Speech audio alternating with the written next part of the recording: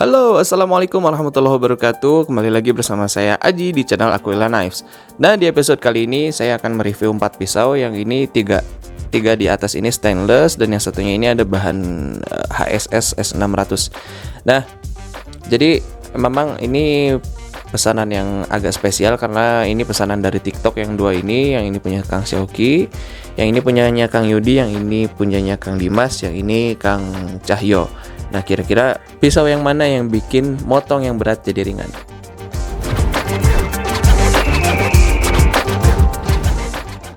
Nah, yang pertama ini saya langsung review. Nah, jadi ceritanya saya sambil cerita aja ya. Nah, jadi saya upload video di TikTok tentang pisau Yanagi Kiritsuka ini. Nah, karena ini bahannya stainless juga. Dia punyanya Kang Dimas, teman-teman bisa lihat. Ini single bevel stainless 440. Tuh. Jadi ketika saya upload di TikTok itu ya qadarullah itu viral videonya dan ternyata banyak orang-orang yang suka dengan pisaunya dan mungkin relate juga dengan aktivitas kesehariannya. Nah, makanya video ini banyak sekali yang nonton dan juga yang ya masalah karena saya mention Chef Juna di situ.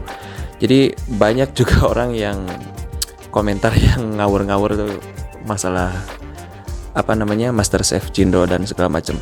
Ya walaupun itu guyonan tapi bisa menjadi satu ketertarikan masyarakat Indonesia bahwa itu guyonan yang relatable dengan kehidupan sehari-hari di kita gitu ya. Nah, tapi pisau ini dibuat juga untuk katanya beliau ini sering ya aktivitas di laut dan segala macam. Saya juga kurang paham atau mungkin memang yang banyak aktivitas dengan mengiris daging ikan. Nah, ini jadi dibuat dengan single bevel. Teman-teman bisa lihat di sebelah sini hollow ya. Ini juga memudahkan nanti udara yang masuk ketika pemotongan daging ikan gitu, teman-teman.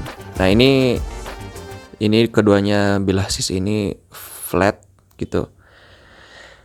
Dan ini juga ketajamannya dibuat maksimal banget karena ya untuk ikan kan jadi harus ya tajam banget. Karena kalau nggak tajam nanti takut licin, kalau licin nanti slip, kalau udah slip nanti melukai tangan gitu. Apalagi ya tajam banget gitu. Ini saya naikin dulu sedikit. Bismillah. Ketajamannya juga oke. Jadi teman-teman yang banyak berkecimpung di dunia sushi apalagi pasti tidak asing dengan pisau-pisau yang kayak gini. Yanagi Ba, terus ada Yanagi Kiritsuka yang seperti ini gitu. Ini pesanannya Kang Dimas, beliau ini orang Jawa Tengah. Saya lupa Jawa Tengahnya sebelah mana, pokoknya Jawa Tengah aja. Ini materialnya 440 gitu teman-teman. Buatnya mirror polish dan teman-teman juga kalau misal mau variasi yang lebih lain dari ini bisa di kontak di WA. Dan ini harganya 1,6 panjang 27 cm atau 270 mm. Ini lebarnya 3,5 cm teman-teman. Jadi yang memang kalau potong-potong daging begini biasanya agak panjang. Jadi dia area potongnya itu bisa dari sini sampai ujung atau dari ujung sampai sini gitu. Dorong atau ditarik gitu ya motongnya. Nah, ini punyanya Kang Yudi. Kang Yudi ini orang NTB teman-teman. Dia mungkin tidak jauh ya kalau misalnya di NTB juga banyak laut di sana. Jadi aktivitasnya otomatis banyak berinteraksi dengan daging ikan. Nah, oke. Nah, jadi saya sambil cerita juga nih terkait masalah baja. Nah, teman-teman kalau misal ini kita lihat lebih detail, teman-teman bisa lihat ini kandungan karbida bajanya bisa nampak ketika cahayanya tepat gitu ya. Nah ini yang sering saya mention ketika sebelum episode dari ini, jauh-jauh episode kali ini. Itu banyak sekali orang yang tertipu. Saya naikin dulu.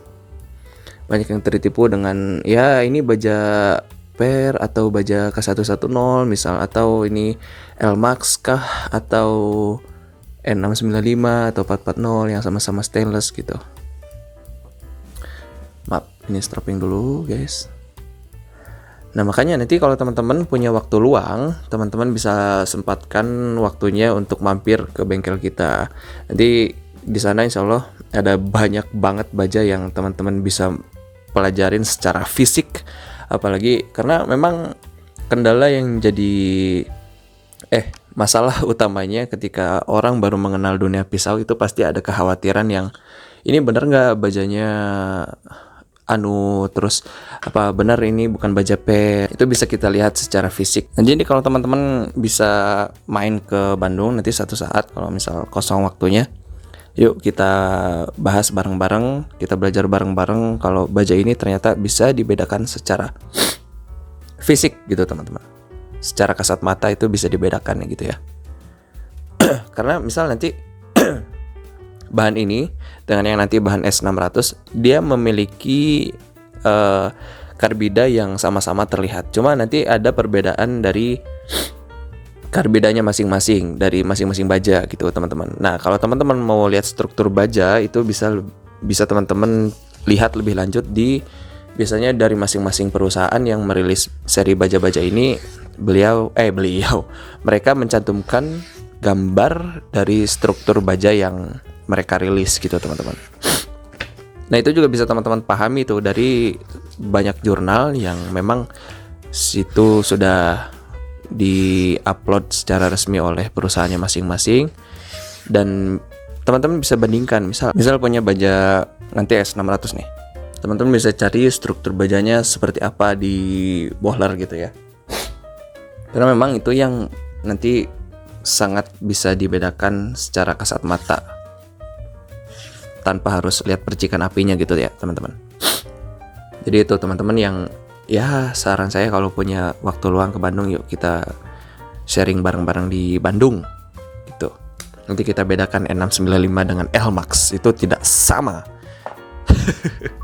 Ini buat teman-teman yang tahu aja nih. Jadi saya juga malas jelasinnya tuh kalau ya banyak oknum-oknum yang salah kaprah dibilah. Mereka juga garapnya juga enggak, paham metalurgi juga enggak, cuma taunya jualan tapi berani berbicara tentang hal yang mereka tidak berkecimpung di sana gitu. Gitu teman-teman. Jadi itulah ya pentingnya kita otoriter dalam bidang keilmuannya masing-masing. Nah, ini kalau teman-teman lihat tuh, ini struktur bajanya akan berbeda dengan yang barusan. Saya mohon maaf nih ya kalau insert-insertkan bahasa Sundanya nih. Nih saya bedakan ya.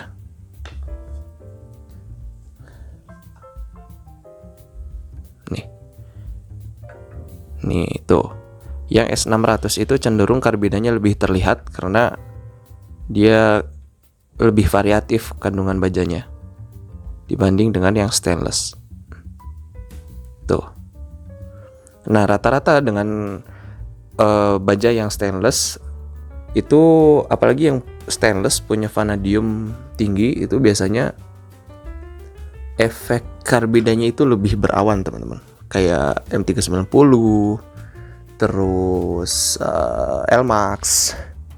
Itu biasanya kalau di mirror punya efek berawan gitu ya. Kalau ini kan enggak.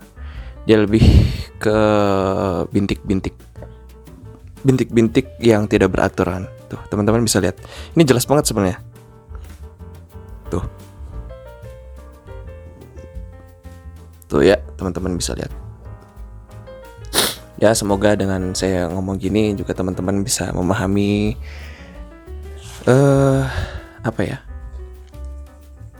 baja yang bagus dan yang jelek gitu, teman-teman. Ini punya Kang Cahyo, beliau ini orang mana saya lupa lagi, nggak nanya. Jadi ya ini beliau pesan ini dan ada satu pisau bonding. Itu teman-teman. Nah, jadi teman-teman itu saya ingatkan lagi kalau misal berhadapan dengan seller yang ya mereka hanya cukup menjual, tidak banyak mengedukasi. Saya mohon lebih telaten lagi milih-milih seller yang seperti itu. Saya tidak bilang kalau teman-teman harus beli di saya, tapi ya namanya keadilan harus adil, kebenaran harus benar. Jadi dimanapun berada teman-teman harus bisa membedakan itu semua gitu. Makanya memang orang-orang yang mau mengedukasi itu biasanya lebih mempunyai peranan yang sulit, karena untuk bikin orang percaya itu kan juga sulit, kecuali memang apalagi kalau orang yang memang terlalu fanatik dengan satu keilmuan dan satu teori yang dia di situ aja tidak menerima nasihat orang lain, itu biasanya agak susah. Pesannya Kang Cahyo, ini punya Kang Syauki, ini Kang Yudi, dan ini Kang Dimas. Jadi teman-teman yang mau pesan, oh ya ini harganya ya. Ini harganya, ini tuh panjang. Oh ya, saya sebutin dari awal ya. Ini panjang 270 cm, 270 mili alias 27 cm dengan lebar 3,5 cm dan tebalnya ini 2,8 2,9 mili lah gitu. Nah, kalau yang ini tebalnya di 3 mili, pas banget 3 mili tebalnya. Lebarnya di 4,2 dan di ujungnya sini 2,8. Nah, kalau yang ini lebarnya di 3,7, tebalnya di 2,5 dan di sini saya lupa berapa ya. 2,5 gitu senti kalau nggak salah. Dan ini panjangnya 20 cm. Kalau yang sarung kulit ini panjangnya 23 cm. Gitu teman-teman. Jadi teman-teman yang mau boleh di WA aja. Yang khawatir kena tipu dan segala macam, saya menghormati rasa takut itu ya. Kita ada kemudahan untuk bertransaksi di marketplace ya. Teman-teman bisa pakai itu. Cuma tetap memang DP di kita tuh minimal 50.000 teman-teman. Jadi memang ada beberapa orang yang kaget, yang merasa tidak percaya bahwa DP-nya sekecil itu gitu. Jadi memang DP itu gak harus besar ya kalau di saya. Cuma teman-teman yang memang orangnya percaya sama orang lain, gampang percaya, dan saya juga tidak melarang hal itu. Cuma biasanya saya peringatkan, tolong ini jangan DP besar-besar, takutnya akan merasa gimana dan segala macam gitu. Dan orang yang seperti ini pun biasanya agak saya rem karena orangnya terlalu barbar menurut saya gitu teman-teman.